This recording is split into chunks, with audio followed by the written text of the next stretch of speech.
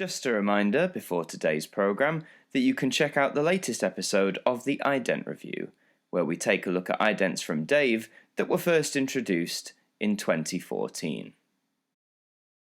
And now, for your viewing pleasure here on AMTV, the Hits Review.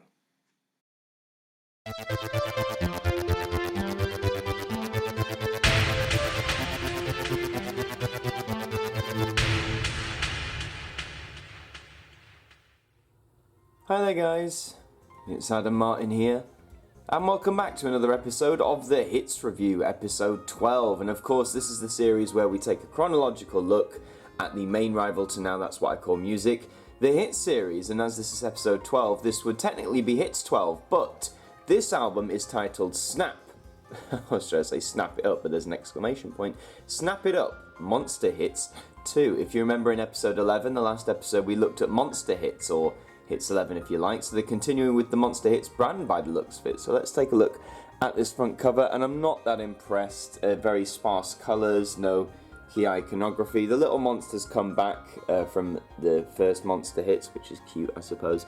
32 hot chart hits. You got The Chimes, Erasure, Yaz, Bobby Brown, Snap, Eurythmics, B-52s, Paul Young, Alana Miles, Diana Ross, Rod Stewart, Gloria Estefan, Betty Boo, Lisa Stansfield, The Family Stand, The Pasadenas, and many more. So let's take a look at the track list. We'll put that back there and see what these hot chart hits are in 1990, which is when this came out. So let's zoom into side one. So you've got Treat Me Good by Yaz, What Did I Do To You?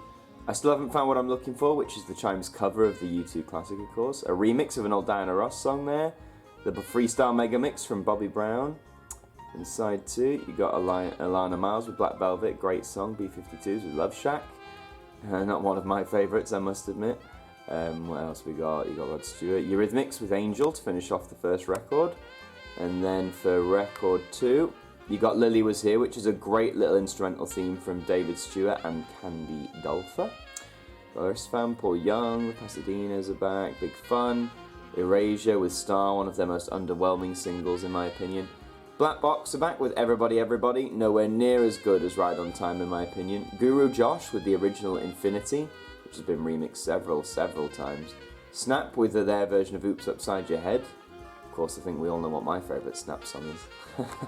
And as I say, this came out in 1990, but interestingly enough, look again, it's Hits 12 up there, also available on CD and mini cassette, I'm assuming that means. So yeah, Hits 12, so this is clearly still referred to as Hits 12 in some circles of the production team, but as you can see, it is going by the name of Snap It Up Monster Hits 2, which I think was one of the downfalls of the Hits series, the fact they just kept changing the branding and the titles so much.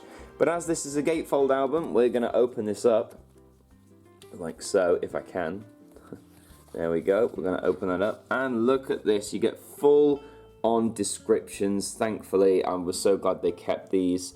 So let's have a look at this one, for example. This is Yaz's first solo single. Oh, Yaz First's solo single, The Only Way Is Up, was the UK's second best-selling single of 1988. Following 3 further top 20 hits, this is their first single in a year, heralds a new album due this autumn. Oh, well, that's good. And see, it also tells you what album it comes from. Like, here's the Lisa Stansfield one, which is really good. Scanning down all these fabulous songs. See, this track list is actually really good.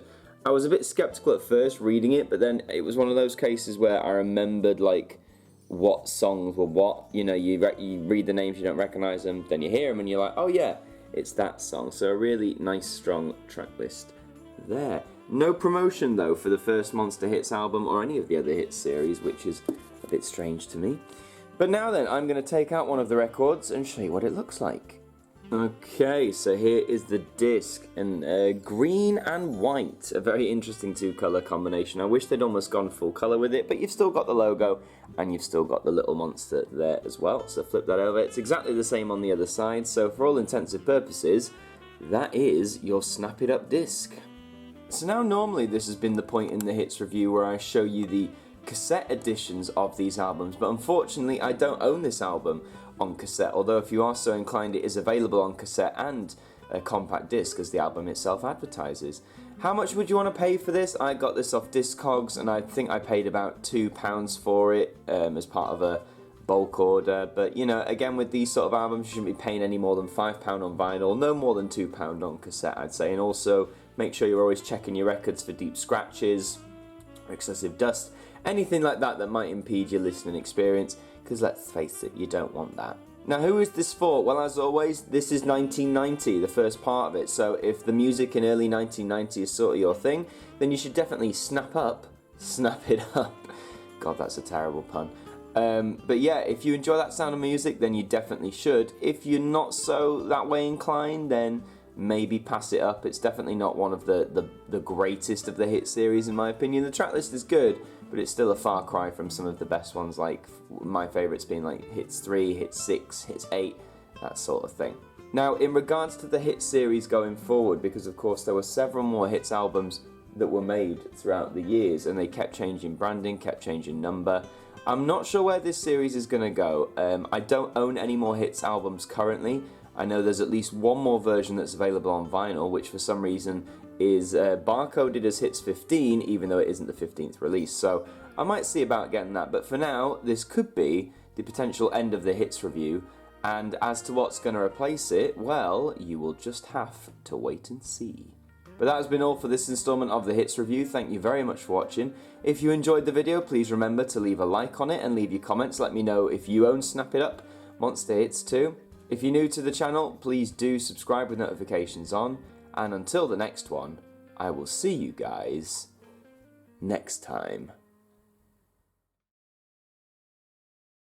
Well, we hope you enjoyed that episode of the Hits Review here on AMTV.